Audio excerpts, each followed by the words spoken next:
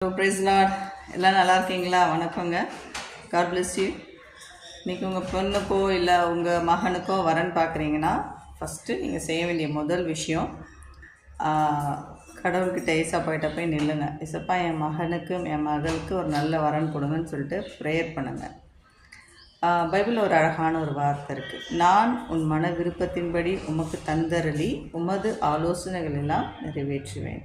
So நம்ம மன விருப்பம் என்ன? நம்ம பிள்ளைக்கு நம்ம மகளுக்கு நல்ல வாழ்க்கை தானே இருக்கணும், லைஃப் நல்லா இருக்கணும், அவங்க நல்லா பிளெஸ்ஸிங்காக இருக்கணும், ஆசீர்வாதமாக இருக்கணும், நல்லா சந்தோஷமாக இருக்கணும். அப்படி தான் எல்லா பெற்றோரும் நினைப்போம். இன்றைக்கி எல்லாருக்கும் அந்த மாதிரி ஒரு லைஃப் அமையுதா? கண்டிப்பாக இல்லை. ஒரு வருஷம் வாழ்கிறாங்க, அப்புறம் உடனே டைவர்ஸ். நிறைய இருக்குது.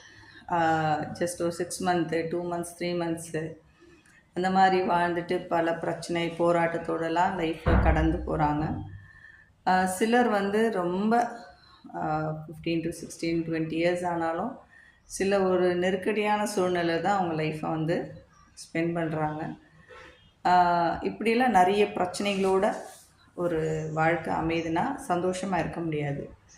ஸோ பெட்டர் ஃபஸ்ட்டு நம்ம என்ன பண்ணணும் அப்படின்னா, நம்ம மகனுக்கு வரன் பார்க்கும்போது கடவுள்கிட்ட கேளுங்க. Wait for the response. சரியா? ஸோ கடவுளுடைய வார்த்தைக்காக வெயிட் பண்ணுங்கள். கடவுள் நிச்சயம் நல்ல வாழ்க்கை துணையை அமைச்சு தருவார். சரிங்களா? ஸோ நம்ம போய் ஒரு பையனை பார்த்துட்டு ஏசப்பா, நான் ஒரு பையனை பார்த்துருக்கேன் என் மகளுக்கு, ஏசப்பா என் மகனுக்கு ஒரு நல்ல பொண்ணை பார்த்துருக்கேன்னு கேட்கக்கூடாது.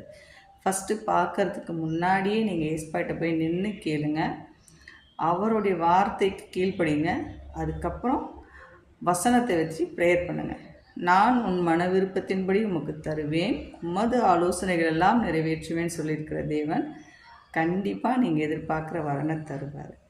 சரியா? ஸோ நீங்கள் எடுத்தோம் கவுத்தோன்னு பார்க்காம கடவுளுடைய வார்த்தைக்காக வெயிட் பண்ணுங்கள். Wait for the response.